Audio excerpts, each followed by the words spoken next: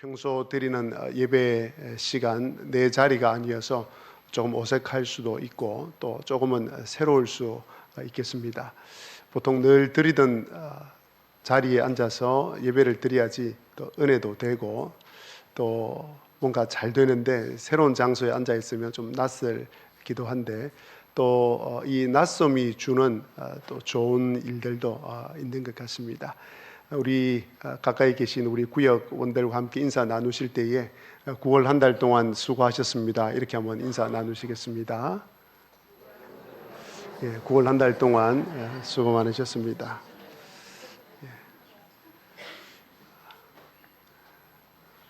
9월 한 달 동안 예전과는 다르게 많이 더웠는데 잘 지내셨습니까? 정말 수고 많이 하셨습니다. 바울 사도는 3차 전도 여행을 마치고 예루살렘으로 가기 위해서 밀레도에 도착합니다. 바울 사도는 밀레도에 도착을 했지만 에베소에는 들어가지 않습니다. 어느 도시보다도 오래 있었고 많은 사건과 기적들이 있었고 또 귀한 성도들이 있는 도시가 에베소였습니다. 그래서 정말 다시 가보고 싶은 교회였습니다. 하지만 바울 사도는 오순절 전까지 예루살렘에 도착하기 위해서 에베소에 있는 장로들을 밀레도에 오라고 초청을 합니다. 에베소에서 밀레도까지의 거리는 55km쯤 됩니다. 우리 지세포 교회에서 걸어서 출발해서 고성 군청까지가 한 58km 정도가 됩니다. 에베소 교회 장로들은 그 먼 거리를 바울 사도를 보기 위해서 걸어서 옵니다. 바울 사도는 에베소 교회에서 온 장로들에게 인사와 당부를 합니다. 여기에 나오는 장로들은 당시 교회를 맡고 있던 리더들을 가리킵니다. 감독이라고도 신약 성경에 표현을 하고 있습니다. 오늘날 목회자 위치에 있던 사람들입니다. 바울 사도는 에베소 교회의 장로들과의 이 만남이 마지막이 될 것을 짐작했습니다. 자신은 로마로 가게 될 것을 성령께서 말씀하셨기 때문입니다. 그래서 바울 사도는 에베소 교회의 장로들에게 간절한 마음으로, 아니 유언과도 같은 말을 하는 그 심정으로 교회와 복음을 지키기 위해서 어떻게 해야 될 것을 일러줍니다. 바울 사도의 이 마지막 인사와 당부는 교회의 지도자들과 직분자들 뿐만이 아니라 복음과 교회를 위해서 살아가는 저와 여러분 모두가 귀를 기울여야 될 말씀입니다. 오늘은 그 첫 번째만 살펴보도록 하겠습니다. 바울 사도는 에베소에서 온 장로들을 보고 이렇게 이야기를 합니다. 자신이 아시아에 온 그날부터 에베소 교회 장로들과 에베소 교회 성도들과 또 에베소 지역에서 어떻게 행하였는지를 여러분들이 잘 알고 있지 않습니까? 라는 말로 권면을 시작합니다. 18절입니다. 아시아에 들어온 첫날부터 지금까지 내가 항상 여러분 가운데서 어떻게 행하였는지를 여러분도 아는 바니라고 합니다. 18절에 나오는 이 아시아는 지금의 터키 서부 지역을 가리킵니다. 그리고 내가 항상 여러분 가운데에서 어떻게 행하였는지를 여러분도 아는 바니라고 할 때 이 알다라는 헬라어 단어는 단순히 여러분들 제가 여러분과 함께 있었다는 것 여러분 알지 않습니까? 내가 어떻게 행동했다는 것 여러분 알지 않습니까? 라는 단순히 알매 차원을 훨씬 뛰어넘어서 깊이 이해하고 있다라는 단어입니다. 바울 사도는 자신의 삶을 증거로 내세우면서 에베소 교회 장로들에게 격려와 당부를 하고 있음을 보게 됩니다. 바울 사도는 자신의 사역과 삶의 모습을 교회 장로들과 에베소 교인들에게 다 드러내 보여주었다고 말합니다. 숨기지 않았다고 말합니다. 그리고 보여준 것 가운데 거리낌이 있는 행동이나 속이는 행동을 한 적이 없다는 뉘앙스를 바탕에 깔고 이야기를 합니다. 나의 가르침과 삶을 여러분들이 다 보았지 않습니까? 그리고 다 알고 있지 않습니까? 나의 그 행동과 그리고 그 말에 대한 깊은 의미까지도 여러분들 다 이해하고 있지 않습니까? 라고 말을 합니다. 바울 사도가 이렇게 말하는 걸 잘못 들으면 자기 자랑을 하는 것처럼 보이지만, 또 박수갈채를 받기 위함인 것처럼 보이지만 결코 그렇지 않습니다. 교회를 세우기 위해서 어떻게 사역해야 한다는 것을 에베소 교회 장로들에게 보여주기 위함입니다. 그것은 바로 진리를 삶으로 드러내어 보여주라는 것입니다. 그렇다면 오늘날 교회의 직분자는 말할 것도 없고 우리 모든 성도님들은 삶으로 기독교를 보여주어야 합니다. 교회 안에서 세상 속에서 유창한 말이나 많은 말이 아니라 성경적인 삶으로, 또 진실된 삶으로 자신이 그리스도인임을 보여주어야 합니다. 예수님께서는 고기 잡은 그물을 깁고 있는 베드로와 안드레에게 이렇게 말씀을 하셨습니다. 마태복음 14장 19절에 나를 따라오라, 내가 너희를 사람을 낚는 어부가 되게 하리라. 그러자 베드로와 안드레는 그물을 버려두고 예수님을 따릅니다. 그물을 버려두었다는 이 말은 문학적인 용어로서 자신이 하고 있는 생업, 고기 잡는 일을 포기하고 예수님을 따랐다는 말입니다. 그렇다면 예수님을 믿는 성도는, 또 예수님을 따르는 제자들은 예수님을 따르는 사람이 되어야 합니다. 그런데 안타깝게도 어떤 그리스도인들은 예수님을 믿고 예수님을 따르지 않고 오히려 베드로가 버리고 떠난 그물을 깁고 있는 모습을 보고 있습니다. 고기를 잡기 위해서입니다. 물질과 성공을 얻기 위해서입니다. 여러분들은 어떠합니까? 예수님께서 여러분들을 부르실 때에 사람을 낚는 어부로 부르셨는데, 혹시 사람은 낚지 않고 고기만 낚고 있는 분은 안 계신지요? 물질에 대한 관심만 가득하고 사람에 대한 관심이 적은 것은 아닌지요? 저와 여러분 모두가 사람을 낚는 어부가 되어야 하겠습니다.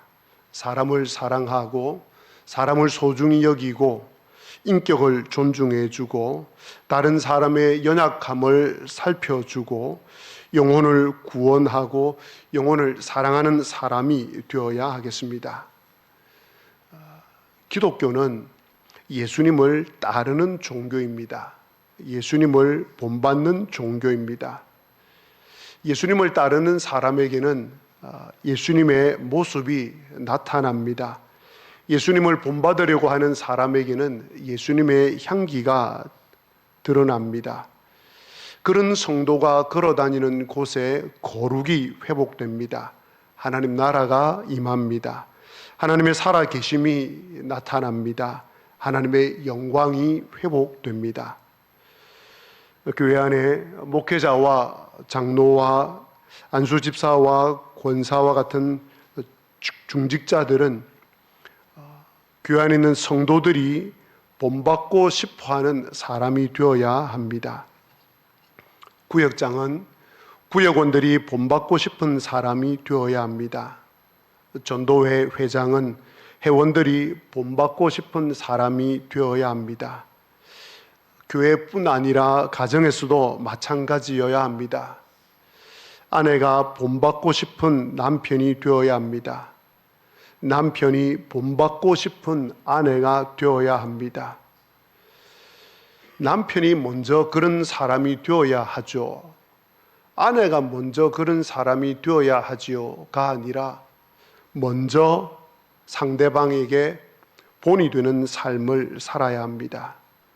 뿐만 아니라 참 이런 표현, 이런 문장은 쉽지 않습니다만은 자녀들이 본받고 싶은 부모가 되어야 합니다.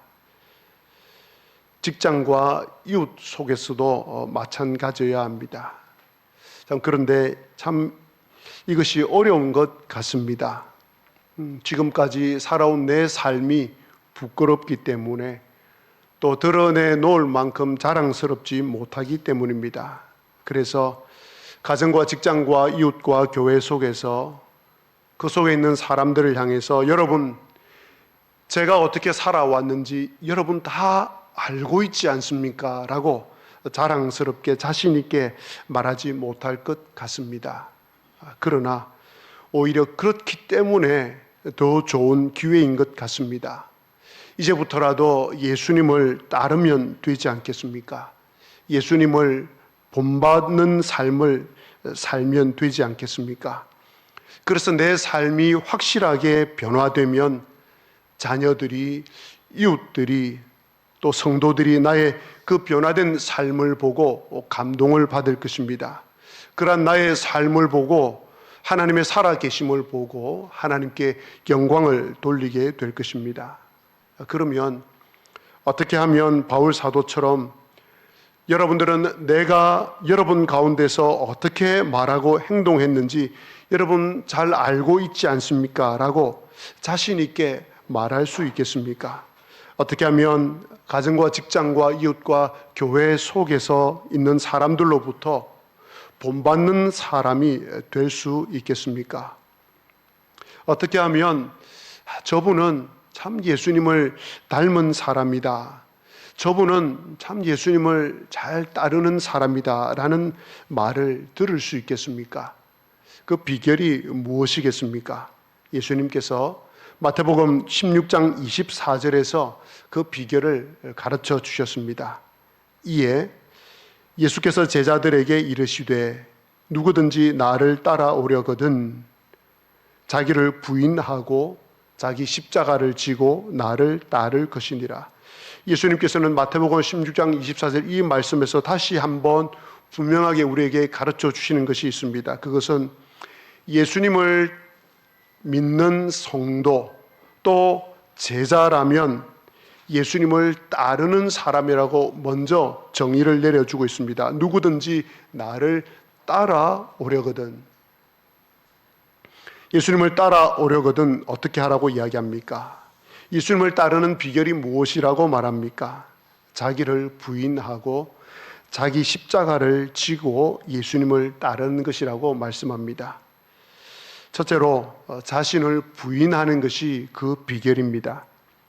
자신을 부인한다는 것은 내가 나의 주인임을 부인하고 예수님이 나의 주인임을 인정한다는 뜻입니다.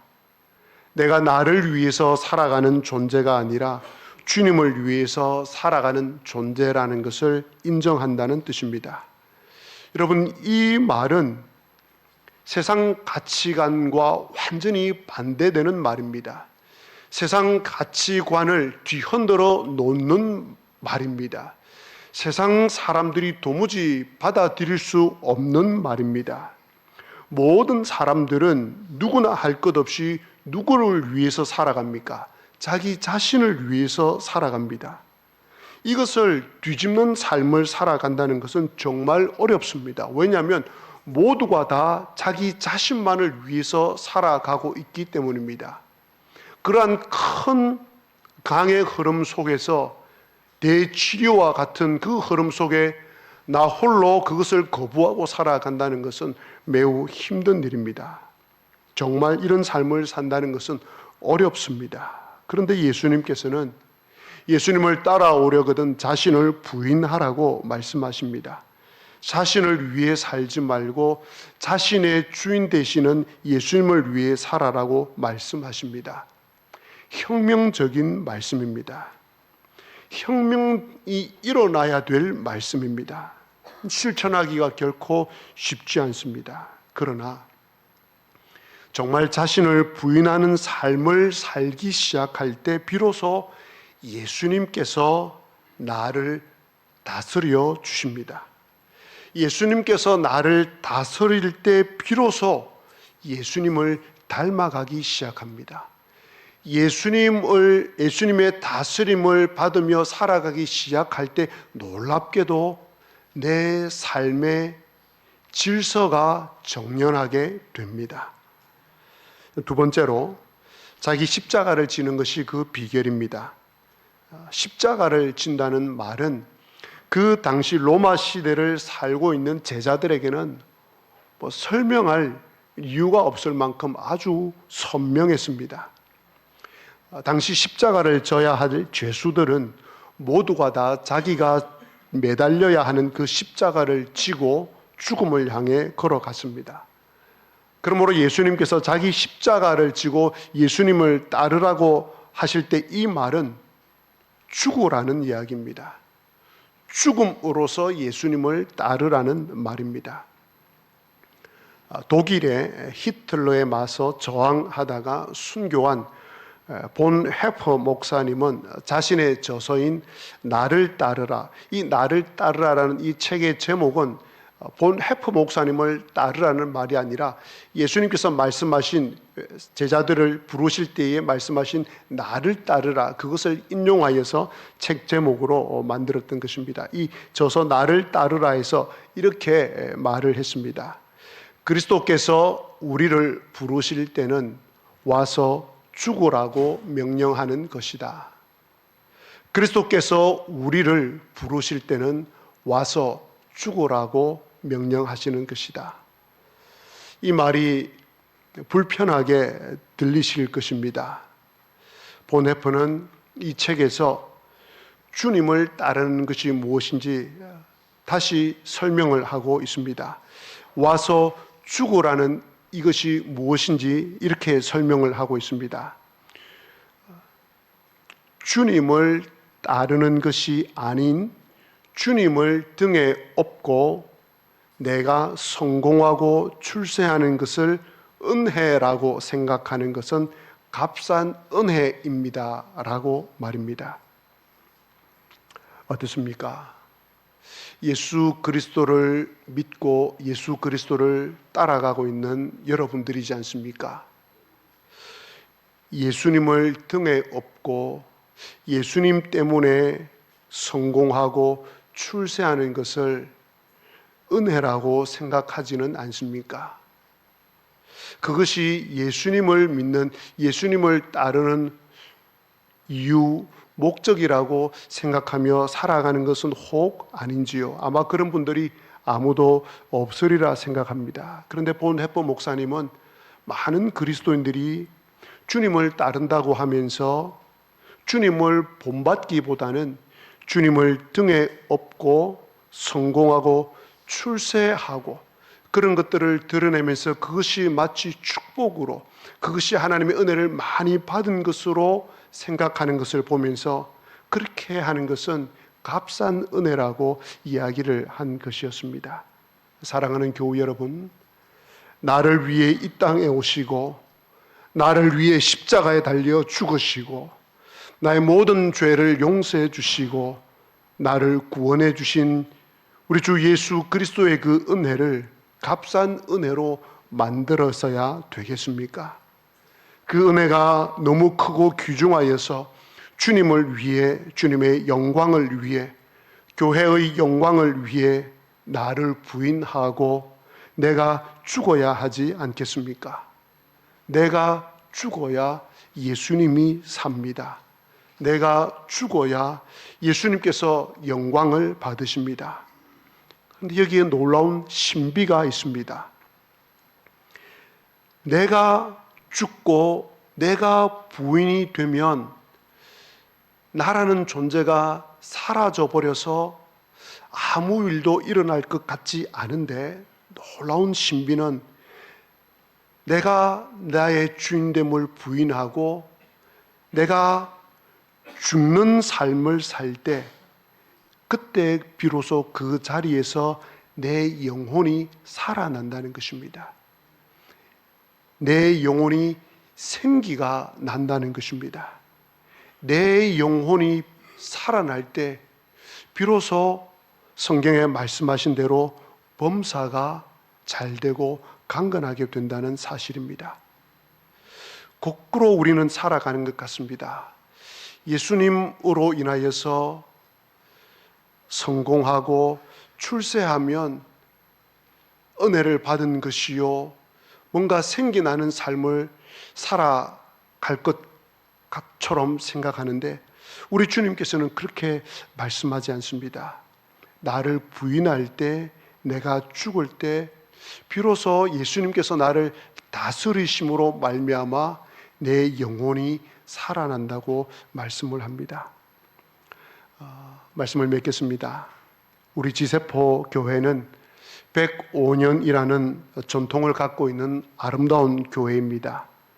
105년을 지나오면서 많은 풍파 가운데서도 교회의 사명을 잘 감당할 수 있었던 것은 주님께서 기뻐하시는 교회로 지금까지 남아 있을 수 있었던 것은 오로지 주님의 은혜 때문입니다.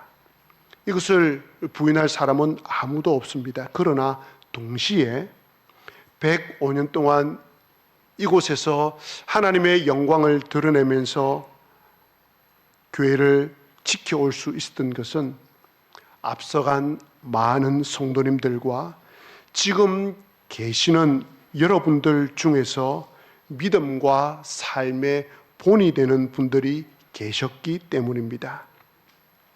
종종 그분들의 이름을 들을 때마다, 또 그런 분들의 삶의 모습을 제가 볼 때마다 가슴이 뿌듯해집니다.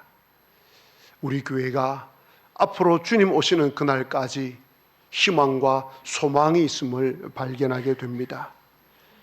신앙의 개성, 믿음의 개성, 교회의 개성은 가르침이나 말로 되는 것이 아니라 본받을 수 있는 사람이 있어야 되기 때문입니다. 며칠 전에 구조라 해변을 걷고 있었습니다.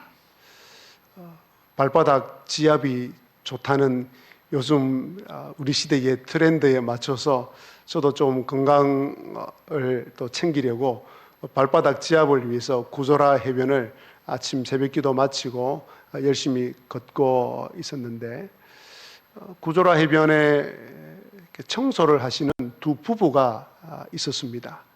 그래서 한 2, 3일 보다가 그분들에게 다가갔습니다. 어디에 사세요? 지세포에 산다는 거예요. 아니, 구조라에 계시는데 집이 지세포입니까? 그러니까 지세포라고 이야기하길래, 그래, 지세포 어디예요? 그러니까 이룬초등학교 옆이라고 이야기를 하더라고요. 혹시 여러분 지세포에 계시는 분들 잘 아시겠지만 우리 신용순 집사님 떡집 바로 옆에 미미 문방구가 있습니다. 그 미미 문방구 맞은편이 자기 집이라고 이야기를 하더라고요. 그러면서 지세포에는 언제 오셨냐고 물어보니까 한 40년 전에 내려왔다고 이야기했습니다. 그래서 제가 제 신분을 밝혔습니다. 제가 지세포교회 담임 목사입니다 라고 하면서 이제 인사를 나누었습니다. 그랬더니 이분께서 저도 지세포교회를 나가 보았습니다 라고 하는 거예요. 속으로 얼씨구 잘 됐다 싶어서 그래, 어떻게 나가시게 되셨어요? 라고 물어보니까 그 지세포교회에 계시는 분 가운데 오래전에 저를 교회로 인도하신 분인데 우체국 옆에 그 맞은편에 그 유 장로님이라고 오래전에, 지금 그분 돌아가셨죠? 예, 그분 돌아가셨는데 바로 그 유 장로님이라는 분이 저를 인도해서 제가 그때 교회에 다니게 되었습니다. 지금은요, 지금은 안 다니고 있습니다. 그러더라고요. 그래서 이제 제가 구조라에 아침마다 이제 산책을 가서 그분을 전도하려고 했는데 9월 말까지 그 구조라 해변 청소를 하고 그만두신다고 하는 거예요. 그래서 제가 저희 아내와 함께 이분 집 위치가 대략 어디쯤인지 알았으니까 어제 한번 그 집 주변을 가보았습니다. 혹시 만날 수 있을까 싶어서 이제 내일이 9월 마지막이어서 내일 새벽에 구조라 해변에 가서 다시 한번 교회에 나오시라고 초대를 할 계획입니다. 오래전에 서울에 계시다가 지세포에 내려와서 지세포가 너무 좋아서 살게 되었다고 합니다. 그러면서 40년이 지났는데 그때 유장로님의 우리 교회에 돌아가신 우리 유장로님의 전도를 받아서 교회에 나오셨습니다. 앞서간 우리의 믿음의 선배들, 우리 교회의 믿음의 조상들로 인하여서 한 분 한 분이 주님 앞으로 나아오게 되었구나. 그리고 그분들께서 믿음의 삶의 본을 보여주신 그 때문에 오늘 지세포 교회가 하나님의 기쁨이 되고 하나님의 영광과 찬송이 되는 귀한 교회가 될 수 있구나라는 생각을 하게 되었습니다. 찬송가 323장 3절 가사를 보면 이렇게 되어 있습니다. 존귀 영광 모든 권세 주님 홀로 받으소서. 멸시 천대 십자가는 제가 지고 가오리다.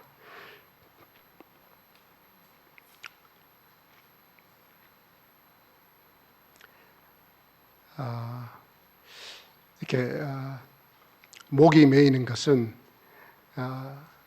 이런 삶을 살지 못한 제 모습이 떠올라서 이렇게 갑자기 목이 메이는 것 같습니다.